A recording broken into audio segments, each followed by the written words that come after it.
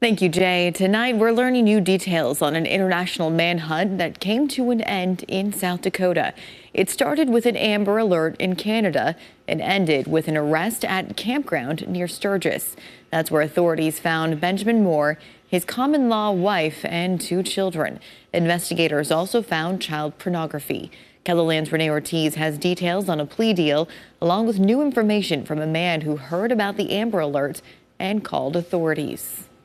Brian Lester and his wife Alana are regulars at the Sturgis Motorcycle Rally. Started going back to Sturgis every year, staying at the same campground that we originally met as, sort of as an anniversary, a special thing to us. In August of 2022, they saw something they never expected to see at the rally. I awake to the sound of children playing.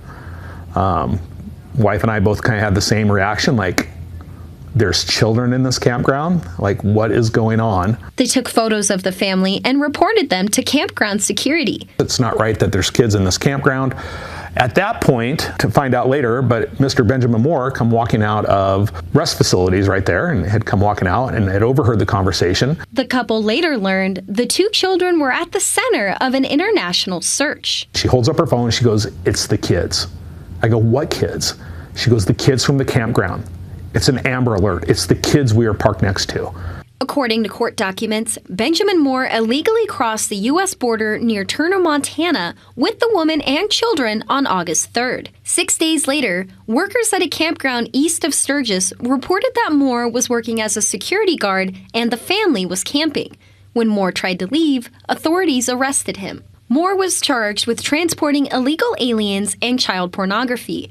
Under a plea deal, he'll plead guilty to child pornography and faces a maximum of 10 years in federal prison. He could also face charges in Canada when he's released. Lester is still surprised by the case to this day. We both had that thought, like, what a better place to hide kids.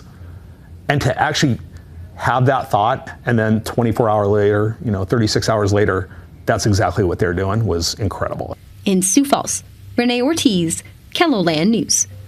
Now, Moore has a long history of sex offenses in Canada. According to a Canadian newspaper, even the parole board says he, quote, sought out cognitive deficit women with young children for opportunistic pedophiliac behavior. A plea date has not been scheduled yet.